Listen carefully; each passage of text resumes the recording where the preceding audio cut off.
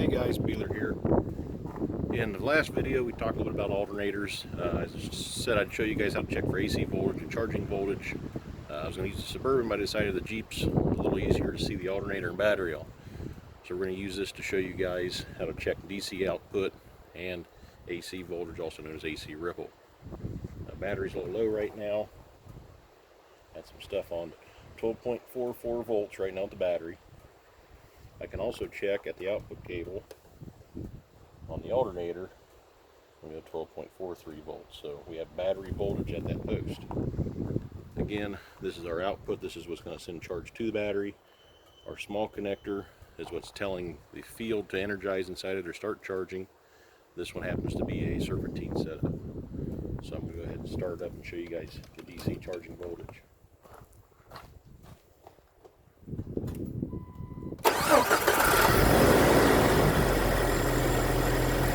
So the vehicle's running.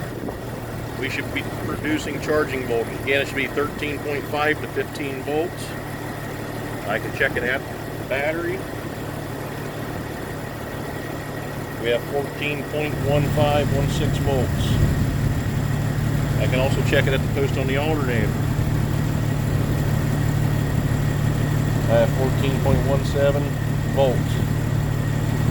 Now, if we have resistance in that cable that goes from the alternator to the battery, we can lose some of those volts. So you can do a voltage drop test. I'm going to turn the headlights on for a little bit of load.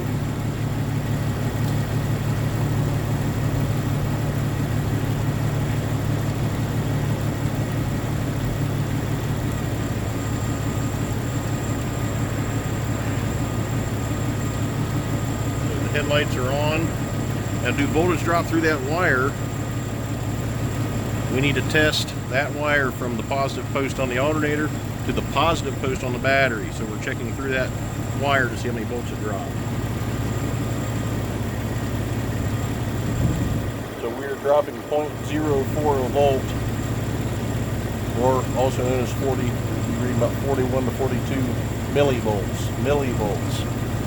So that is acceptable. You usually want something under 0.4 of a volt or 400 millivolts. Now, since this is an alternator, it produces AC voltage and then converts it to DC. We could have a problem in the diodes or the rectifier, which would allow AC voltage to get through the system. So we can set our meter to AC volts, and we can check the output. Usually you want to be under 0.4 volts AC. So right now we're at 0.02, sometimes 0.03 volts AC. So we're looking good on the AC volts. We can also test it at the positive post. And we can use the case as a ground.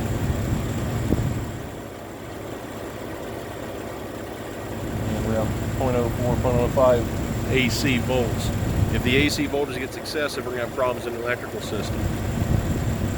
Now, our DC volts, again, we were showing just a little over 14 volts. Now to simulate a problem, so let's say the control wires to this alternator, let's say we had a problem, maybe a fuse was blown, or if this is an ECM controlled unit, maybe the ECM's not telling it to turn on. We can simulate that by unplugging the alternator, so there's no longer a control telling this thing to turn on. You see the volts are dropping because the headlights are on. We're running off just battery right now. Now when these things are going to get low enough, the computer and the other control systems don't like low voltage. The vehicle's going to shut off at a certain point.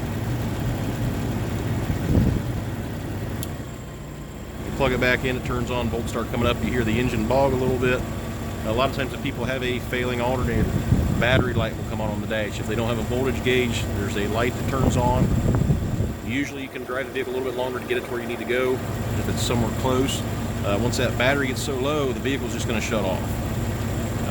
If it's an older vehicle like my 442, there's not much that runs electricity, so you can run a little bit longer. If you turn off headlights or blower motor, you can get a little bit farther. If it's dark out, don't shut your headlights off. My Jeep is fuel injected, so it's running a fuel pump, the ignition system, the ECM, the headlights are on. There's more stuff drawing electricity. Once the battery gets so low, those systems are going to shut off and the vehicle's going to die.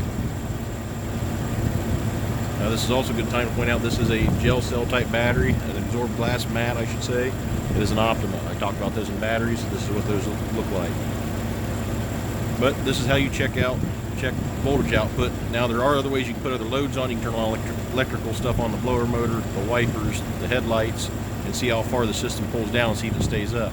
As you increase engine RPM, this will help handle those loads better. So if you're testing one, you're usually testing around 2,000 RPM and checking loads. The testers we have at the school, our carbon pile tester, we can actually put a load on the charging system, and then the other two, they'll watch with an amp clamp. You can watch amperage from that system. That's all I have for now. I will talk to you guys next time.